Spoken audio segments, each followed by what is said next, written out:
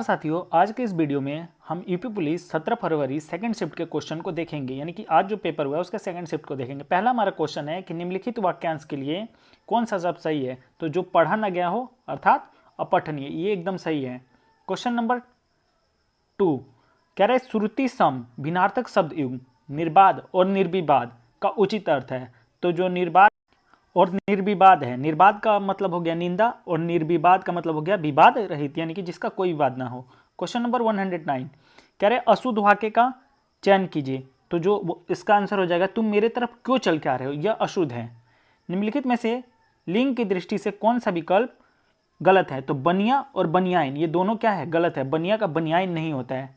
बधु शब्द का बहुवचन क्या होगा। तो बधु शब्द का जो बहुवचन होता है वो क्या हो जाएगा, बधुए। क्या हो जाएगा, बधुए। माँ ने बच्चे को मिठाई दी। रेखांकित शब्द ने कौन सा कारक है। तो इसमें संप्रदान कारक है। कौन सा, संप्रदान कारक। क्वेश्चन नंबर 113 कह रहे कि निम्नलिखित में से कौन सा शब्द तद्भव है। तो इसमें कौन सा शब्द तद्भव है, उल्लू। क्वेश्चन नंबर 114 कौन सा शब्द तत्सम है। तो हमें बताना है तत्सम कौन सा है। तो सावला क्या है, तत्सम शब्द है। चांदनी शब्द के पर्यायवाची शब्द बताने हैं। तो जो चांदनी है उसके पर्यायवाची शब्द हो जाएंगे कौमुदी और ज्योत्सना। क्वेश्चन नंबर 116 निश्चयवाचक सर्वनाम। तो निश्चयवाचक सर्वनाम कौन सा जाएगा, यह क्या है, एक निश्चयवाचक सर्वनाम है। कपीश्वर का संधि विच्छेद। तो जो कपीश्वर है उसका संधि विच्छेद हो जाएगा कवि प्लस ईश्वर।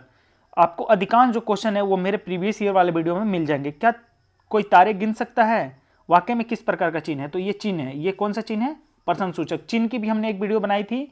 1 मिनट में मैंने आपको सारे चिन्ह करा दिए हैं, आप जाके उस वीडियो को देख लीजिए। आपके 2 नंबर तो कहीं नहीं जाएंगे।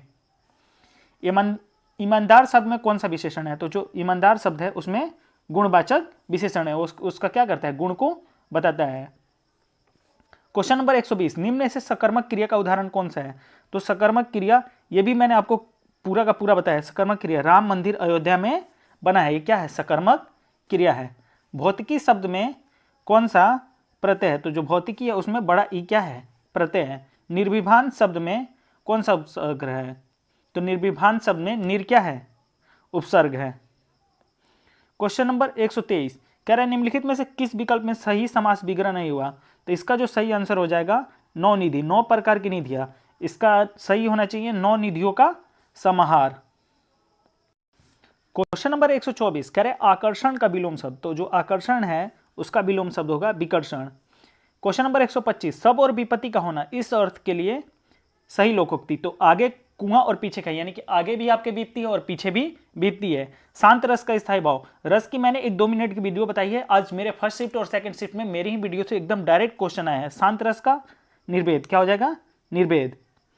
शिल्पगत आधार पर दोहे से उल्टा होता है। तो दोहे से उल्टा क्या होता है, दोहे से उल्टा होता है आपका सोरठा। क्या होता है, सोरठा। दोहे से उल्टा क्या होगा, सोरठा, यानी कि इसका ऑप्शन ए सही है।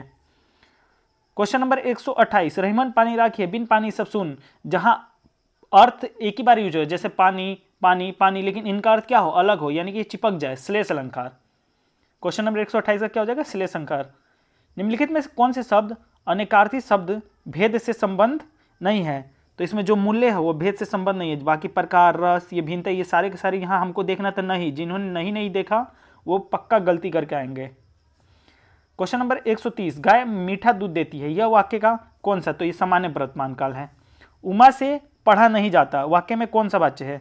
तो कौन सा वाच्य है, भाववाच्य। कौन सा वाच्य है, भाववाच्य। कान पर जू ना रेंगना, यानी कि कुछ असर ना होना, इस मुहावरे का सही अर्थ हो जाएगा। पैराग्राफ देख लेते हैं। पैराग्राफ के क्वेश्चन में डायरेक्ट करा देता हूं। जो हमारा पहला क्वेश्चन है गद्यांश का उचित शीर्षक। तो जो गद्यांश है उसका उचित शीर्षक हो जाएगा महात्मा गांधी के श्रम संबंधी विचार। समस्त का पर्यायवाची, समस्त का पर्यायवाची क्या हो जाएगा, संपूर्ण। महात्मा गांधी का समाज जीवन दर्शन श्रम सापेक्ष था, आशय स्पष्ट कीजिए। इसका जो आशय हो जाएगा क्या हो जाएगा, महात्मा गांधी विचार की अपेक्षा श्रम को महत्व देते थे। 136 गांधी जी पापी किसे मानते थे। तो शर्म ना करने वाले को, यानी कि जो मेहनत ना करता था उसे गांधी जी क्या मानते थे, पापी मानते थे। गद्यांश के आधार पर चोर की परिभाषा क्या है, बिना श्रम भोजन करना। क्वेश्चन नंबर 138 वह बिल्कुल थक गया है, वह इस वाक्य में कौन सा क्रिया विशेषण है? तो इस वाक्य में आपका रीतिवाचक क्रिया विशेषण है। कौन सा? रीतिवाचक। मृदु शब्द का पर्यायवाची शब्द नहीं है, हमें नहीं पे बहुत ज्यादा ध्यान देना है। तो जो कूल है वो मृदु शब्द का पर्यायवाची नहीं है। क्वेश्चन नंबर 140, दिन और दिन का श्रुति संभिन्नार्थक शब्द। तो दिन मतलब दिवस और दिन मतलब गरीब। आंखों के सामने के लिए एक शब्द, तो आंखों के सामने यानी कि प्रत्यक्ष। पंचवटी निम्नलिखित में से किसकी रचना है? तो जो पंचवटी है वो मैथिली शरण गुप्त की रचना है। नीरजा निम्नलिखित में से किसकी कृति है? तो जो नीरजा है वह महादेवी वर्मा की कृति है। क्वेश्चन नंबर 144, हिंदी भाषा किस भाषा से उत्पन्न हुई है? तो जो हिंदी भाषा है वह अपभ्रंश भाषा से उत्पन्न हुई है। आप हमें कमेंट करके बताइए कि आपके हिंदी में कितने क्वेश्चन सही हुए हैं। अगर वीडियो अच्छी लगी है तो वीडियो को लाइक कीजिए और ऐसे ही अमेजिंग कंटेंट पाने के लिए हमारे साथ जुड़े रहिए। Thanks for watching.